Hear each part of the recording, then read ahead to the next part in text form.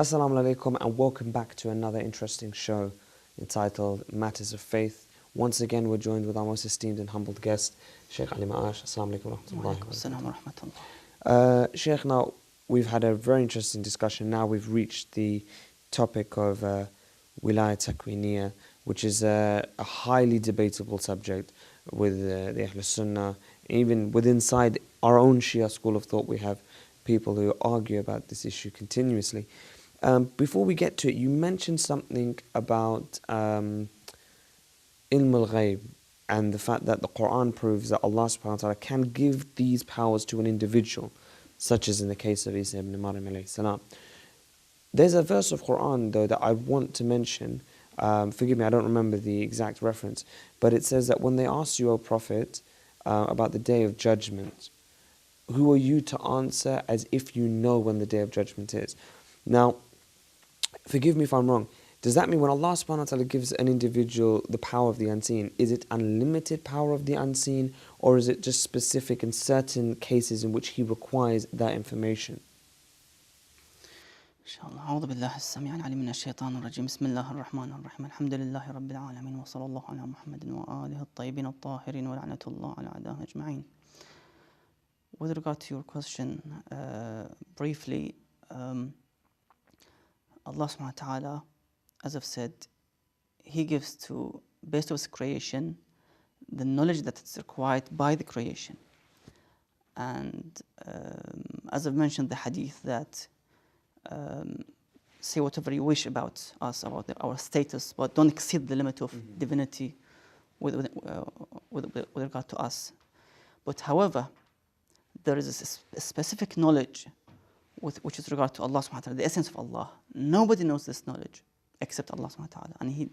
And because the creation, even the best of the creation, cannot comprehend, cannot bear the essence of Allah, the knowledge of the essence of Allah, so Allah did not give this knowledge to His creation. But the rest of the creation, the knowledge of the creation, Allah gave it to His saints, to His best people. With regard to the creation, as I've said, with regard to the boundary of the creation, so anything you would imagine, even the knowledge, even the power of creating, of raising death, as I've mentioned with Isa alayhi salam, Allah gave that to them. Allah subhanahu wa ta'ala gives to those who are in the best positions these capabilities. And as I've said again, the knowledge with regard to the creation, Allah gives it to the Prophets and the Imams, of course, because there is always perfection. So there is no limit for it. So it's continuously, they receive the knowledge, they receive these capabilities more and more. There's what's called in this dunya and in the hereafter, in paradise, what is called perfection, in Arabic means takamul. So even the prophets and the imams, they still receive knowledge and more things while they're in paradise. So it's unfinishing and unlimited knowledge, and within the creation, of course, with regard to any knowledge. So they still receive them day by day. It's interesting because someone mentioned a very interesting phrase. He said that the Imam and the Prophet and the Prophets, they are perfect, whereas Allah subhanahu wa ta'ala, as you've mentioned to some degree, is perfection. And as there's no limit to Allah subhanahu wa ta'ala, there is therefore no limit to getting closer to Him, evidently. Okay, let's get into this discussion of Wilaya Takwiniya. Can you give us a bit of a definition and a breakdown of what this term actually means? Inshallah, the Wilaya Takwiniya, and without Tashri'iyya, which are the wilaya of the Holy Prophet of Allah subhanahu wa ta'ala, and the infallible of the Imam sallallahu alayhim. This wilaya, this authority over the universe and the authority over the Sharia, over the religious acts and rules and so forth. Now again, if Allah sends messengers and prophets and vicegerents and the imams, they have to be able to overwhelm the creation, the world, in the boundary of the creation, as I've said, to be able to control the situation in the world. Because you have a divinely message and you have a creation, you have people out there, you need to give them the best of the knowledge and the education and the ahkam shari'ah and so forth. So you have to be able to as a leader to overwhelm them. I mean, you've seen governments here, they try to overwhelm and control the state as much as they can. So nothing would go out and outrage and so forth. So Allah subhanahu wa ta'ala gives the Imam and the Prophet this capability in order to control the situation. And that's why we believe that, for example, the Prophets and the Imams, salamu alayhim, they know the unseen knowledge. So they would be able to overwhelm the situation in the world. Now, the wilayat takwiniyya for the creation, it's to do with the knowledge and the control over the universe. Allah, as I've said, He gave this wilayat takwiniyya, according to the verse in Surah Al-Imran, ayah 49, to Isa alayhi salam. Isa actually practiced the wilayat takwiniyya by raising the dead, by curing the blind, by telling his companions what they eat and what they hide in their houses, for example. So this is wilayat takwiniyya, to be able to have the control over the situations in the world. Basically, this is the meaning of wilayat takwiniyya. Tashri'iyya, the authority over the ahkam and the sharia. Again, the Imam has the capability of, as I've said, in line with the Prophet, with Kitabullah, the Book of Allah and His Prophet, and the Sunnah of the Prophet, to also make tashri' within that boundary, of course. They want, for example, na'udhu God forbid, for example, make a haram halal. They want, for example, say, well, yeah, alcohol is now halal, you can drink it. No. They would do it with accordance to the Sharia of Muhammad sallallahu alaihi wasallam. We believe then two things here. One, that the Imam alayhi salam, especially a awaited one, Ajal Ta'ala al-Sharif, that he has the power to change anything really in creation. We also believe, as you've mentioned, that the world without a leader would fall into chaos. I think that's based on a hadith. So then, in this time frame where he is hidden or he's not as available to us, aren't we kind of falling into this idea of chaos already? And secondly, if he has wilayat taqwaniyya, then why isn't it okay for him to reveal himself and allow and to lead us? If he has that power, what's the blockage in between? Where do we stop from having a leader to not having a leader? Well, initially, Allah subhanahu wa ta'ala is wise, and He doesn't act except with the rule of the wisdom. So when Allah subhanahu wa ta'ala sent the prophets, messengers, and so forth, He warned the people, He gave them the books and the guidelines.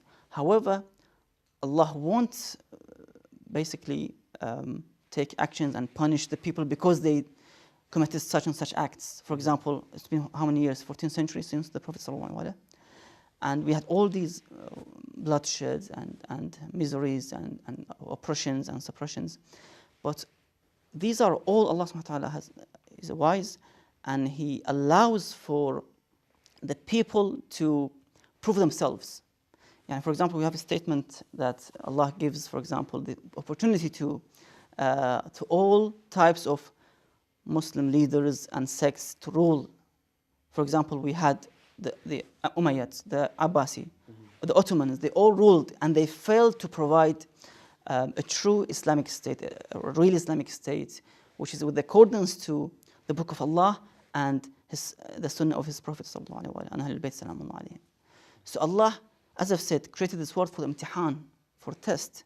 So He allows for them to rule, of course, Allah subhanahu wa ta'ala won't interfere because it is the act of the human being himself. It is his fault.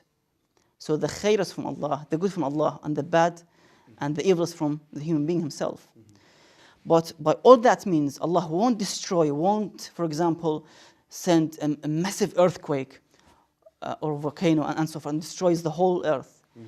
Because there's a proof of Allah, a hujjah, on this earth, living, although in hiding or disappearance, Allah would still protect. So there is this different aspects and issues that, we are living in this world as a test. So we have to offer the test. The tyrant should offer the test, and the oppressed one should also offer the test. And that's what we see. And we saw in the past how Allah destroyed those tyrants. SubhanAllah, he was in his best positions, and he lived for 30, 40 years as a king, as a ruler. But SubhanAllah, in the matter of days and months, he was destroyed. As we saw in Iraq, in Libya, and other countries. So Allah subhanahu wa ta'ala won't allow them to continue. As the Holy Quran says, Bismillahir-Rahmanir-Rahim, إِنَّمَا نُمْلِي لَهُمْ. We give them the opportunity, the time, لِيَزْدَادُوا إِثْمًا, to be more aggressive, to be more tyrant, to test them, that basically. That you're given the power. Are you going to basically use this power to oppress people or to pour your mercy on them? So they choose to be tyrants and to pour their oppression over the people. Okay, so going on further then, even though you mentioned that as Shias we believe that the Imams ﷺ have this wilayah takwiniya, and obviously this is a major issue for the Ahlul Sunnah wal Jama'ah, because they obviously say that then we believe that they now the wilayah demigods, as I've mentioned before, or gods human beings with God-given powers, but that makes them somewhat more divine in the sense like Isa ibn Maryam alayhi salam.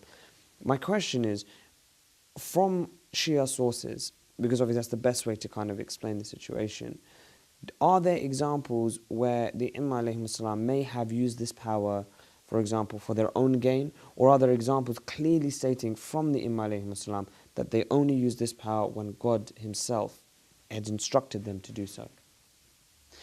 As I've mentioned before that, before the Shia books, the Jama'ah books, the non-Shia books, they've mentioned these miracles in their books. For example, Maqtal al-Hussein alayhi salam, who was narrated by different narrators of Jama'ah, the Bakri. They've mentioned that these incidents happened on the day of Ashura, that the Imam, for example, made dua against one of the enemies and he was punished straight away. For example, his name, for example, one of those enemies, his name was Ibn Hawza. He came to the Imam alayhi salam with his horse, and he was a fighter, he was a warrior. He said something bad to the Imam sallallahu alayhi. So Imam sallallahu alayhi said to him, "Who's that? Who are you?" He said, "Ibn Hawza." The Imam sallallahu alayhi raised his hand and said, "Allahumma huzhu ila an-nar." May Allah pull him towards the fire. And there was actually fire behind the tents the Imam made, because to make sure that the enemies attack from one side, not from the back of the tents and the family. So the horse ran towards the fireplace and he was thrown inside the fire and he was burned with the eyes in front of the eyes of the enemies. So they recorded these incidents and miracles. And others, if I want to mention, I need at least one or two episodes to mention these miracles. And basically this is not something difficult for the Imam. If we believe that they are representatives of Allah subhanahu wa ta'ala and they receive this delegation from the Holy Prophet sallallahu alaihi wasallam to be the Imams, to be the leaders, why not? Even these capabilities sometimes are given even to normal people, to a pious person. Our ulama, we had a lot of story about them. For example, one of the ulama that they mentioned his time that he had the karama of, for example, because he used to touch the Quran, the verses, the ayah of the Quran, and for his purity, his finger used to make the shifa when he touches somewhere, where is there, for example, there's an ailment or something. So even our ulama, some of them, they had these capabilities in a limited and restricted. So this is not something for Allah. It's difficult for Allah to I think the very interesting thing that you're mentioning, which also correlates with that verse of Quran that you mentioned about Isa ibn Maryam alayhi salam, is the fact of this concept of bi'idhnillah, that everything that they do, it's a request from God. It's not in the sense that they can, I mean, I believe that they could, but that they continuously show that this is a matter of dua. They make a request to God, and because they're so deeply connected, that that request is filled instantly. Whereas, for example, myself, if I asked, because of my sins and the bad things that I've done, there may be a delay in regards to that effect. So it's more of a dua that they make, and then it's answered instantly. So their requests are obviously answered directly by Allah subhanahu wa ta'ala himself, which obviously explains this concept of how they have the ability of That's true. And overall, the Holy Quran says in Surah Al-Isra, ayah 21, انظر كيف فضلنا بعضهم على بعض. Look how we have favored some over the others. That's the answer, the general answer. Allah favored some over the others. So He gives them the capabilities that Allah, for example, has attributes of khalq, of rizq, and so forth. Allah gives them to His saints, His great people, like Jesus alayhi salam, Isa alayhi salam, and it's passed away to their vicegerents as well. So Allah subhanahu wa ta'ala favors some over the others. If you don't like it, it's your fault. You have an ailment. You have a problem that you follow those who are not with the Prophet, not with the Imams. Those who followed Isa alayhi salam. And those who were against him, who wanted to kill him. The same thing happened with the Imam salamun alayhim. Those who followed Ahlul-Bait and those who followed the school of the Saqifa. So it's their fault. They've deviated from the true and the right path. The Sirat al-Mustaqim, as the tafsir says, the Imam salamun alayhi says, it's the Sirat, the path of Ali alayhi salam. The Sirat al-Mustaqim that we read every day. Nobody else is on this path. It's Ali alayhi salam. And the rest are all in hellfire and deviated. And let me just end it with this hadith from Imam Ali alayhi salam with this regard, that the Imam salamun alayhi said, لا يقاس بآل محمد من هذه الأمة أحد. Nobody from this nation can compare himself with the progeny of Muhammad, peace be upon them all. Nobody. You cannot say, well, the first and the best person of the Prophet is such and such and such. The companions, not the Ahlul-Bait. Allah subhanahu wa ta'ala in the Holy Quran clearly stated in Ayatul Tathir, the purification ayah, that verily Allah only desires to keep away the uncleanness from you, O people of household of Ahlul-Bayt, and to purify you, a thorough purification. This is a clear ayah about the asma and the purification of Ahlul-Bayt from all sins and all mistakes. However, going back to the topic of the Khilafah and the Imamah, I have some declarations from the great so-called Sunni scholars with regard to the Khilafah. So there's a with and there was against. Initially, let me mention to you the one of the statements by in the book of Al-Tamheed book in page 186. This non-Shia scholar states that the Khilafah cannot be removed from the Caliph cannot be removed from office on account of contravening God's laws and commands. So if the people or whoever else chose this man to be the Caliph, that's it. You cannot remove it. Even if he does something wrong? It doesn't matter. Transgressing against the property of individuals or killing them or suspending the laws God has decreed. In such case, it is the duty of the Islamic community to set his misdeeds. Just ignore his misdeeds and just say, may Allah forgive him. And to draw him onto the path of true guidance. So he kills, he even brings ahkam against the Quran, the rules against Quran. It doesn't matter. As far as the Muslims agreed upon him, or even a small group, to be the Khalifa, that's it. You have to surrender yourself and submit. This is the doctrine of Ahl al-Jama'ah about the Khilafah. Also, another obvious example with a writer called Qadi Abu al-Hasan al-Mawardi, a very well-known and famous scholar in the world of the non-Shia, Ahl al-Amma, who served as a chief judge in the time of the Caliph. Not sure which Caliph, but he was the chief judge. He mentions, and of course they make ahkam, they make rules for the interest of the king, the interest of that ruler. It doesn't matter what he does. And that's why we call them ulama or fuqaha al-sulta, means the fuqaha of the sultan, of the king. He says in his book, Al-Ahkam al-Sultaniyya, it is permissible for an unfit individual to be the leader, even if a fit one is also to be found. It doesn't matter if there is Ali and there is Umar, it doesn't matter.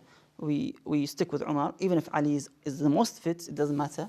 Because this is what the things majority or things just went on, and we have to just follow it as it is. It's interesting because the West say that Islam isn't very democratic, but that seems to be the biggest problem for us. And they're right. If they look through these statements and by the non-Shia scholars, of course, there's some kind of dictatorship, to be honest. So he continues and he says, once someone has been chosen, he cannot be removed simply because there is someone better and more fitted available. And that's why I've mentioned last time that Ibn Hadid al-Mu'tazili, in his book Sharh Nahj al-Balagha, he says that thanks to God who forwarded, prioritized the less qualified than to the most qualified, i.e. Abu Bakr and Umar, so, and Ali alayhi salam. So it doesn't matter if Abu Bakr is less qualified, it doesn't matter. We thank Allah that he is now the Imam, not Ali alayhi salam, who is the most qualified. In regards to this and the coming of the awaited one, Imam Hujjat al-Sharif, obviously when he comes, this concept that we do kind of engage in, the concept of democracy, that wouldn't really be an issue, would it? Because theoretically, it would be a divine leader sent by God and you would be commanded to follow him. And if you didn't, then would you fall into the same gap as, for example, the Christians and the Jews are paying a jizya and living a life coexisting? But evidently he would be your leader, wouldn't he? There is no concept of democracy when the Imam comes. You see, the Imam, peace be upon him, is a mercy over the world. He would, when he comes, he would pour his mercy on the world. As an example and as an evidential incident in the history, when the Prophet ﷺ came to the Medina, he made two statements. And this is, I think, haven't been mentioned much, maybe it's less mentioned. The Prophet ﷺ, he came in the Medina and there were some Jews living around Medina. He said, he made two statements. Number one, those who die, pass away, and they have debts, I, as a leader of Muslims and from Baytul Mal, I will pay the debts of that deceased person. So if somebody dies, a man dies and he's got family and children and he's got, let's say, thousands of dinars, he's in debt, then the Prophet comes and he pays all those debts. And he made another declaration, which I can't remember, but it's within the economical aspect of the leadership. By the narration says that فَأَسْلَمَ عَامَّةُ الْيَهُودِ, the majority of Jews became Muslims because of these declarations. So the Prophet ﷺ is a mercy to the world. The Imam is a mercy to the world. Gradually, when he comes and he gives this ahkam and the freedom and the peacefulness and the respect to the others, they would literally become Muslims. The Christians, the Jews, most of the because people of his kind nature, of course, yes. very diplomatic and approach. You can see this in the world. Every year people go to the elections in the world. They want to choose the best president, the best, for example, prime minister. They look forward for the savior of the humanity, somebody who saves the human from the oppression. So coming back to this concept of wilaya, takwiniya, and also comparing that with other individuals, are there examples, for example, that occur in history where, for example, the leaders that took the position that wasn't theirs have referred back to the Imam alayhim salam for support? Because that would be obviously an evidence to show that these individuals were not suited for the role. If they had to refer back to who we say was suited for the role as leadership, then that would show that there's a deficiency within them. Do we have any traditions like this among Sunni books or Shia books in regards to this? With regard to the roles of those so-called caliphs, the corrupt caliphs and kings, the Imams never gave any kind of statement or confirmation or support for their kingdom and rules. However, sometimes we had people like Ali ibn Yaqtin, individuals who asked the permission of Imam to be ministers, to be part of the government, but with some conditions. The Imam gave them conditions. For example, with regard to Ali ibn Yaqtin, he was the minister, the wazir of Harun, the killer of the Imams and the Shia of Ahlul-Bait, peace be upon them.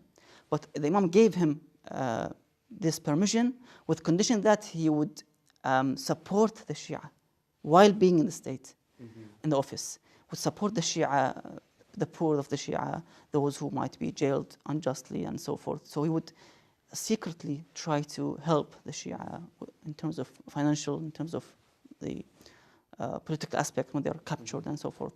So yes, some of them were given the permission, but not the statement or the confirmation for the whole state. All the states were corrupt, even till today, because they did not practice Islam accordingly. And on the other side, we find, for example, Khalifas asking the Imam alayhi salam for help as well, don't we? I mean, isn't it the case of Umar asking for Ali ibn Abi Talib alayhi salam to help him out? Which obviously, like I said, clearly depicts that there was a deficiency as they were as leaders, if they had to come back to Ali ibn Abi Talib alayhi salam, who was the door of knowledge. So how can we further this discussion? I mean, what things are we missing out on when we're talking about the concept of wilayah takwiniyah? Wilayah takwiniyah and wilayah tashri'iyah in overall, I remember once I was sitting with one of the ulama, and he basically briefly wanted to tell one of the students the answer for the wilayah takwiniyah. He said, moving your hands to the left and right, this is some kind of wilayah takwiniyah. Means you have the authority in this world to be able to move yourself and do and build and construct. This is the very small and restricted meaning of the wilayah takwiniyah, that you can actually do something in this world. Now, we don't talk now about the metaphysics or the extraordinary. It's just the normal wilayah takwiniyah. This is the wilayah takwiniyah, that you can move, you can build, you can do these things. So simply as it is.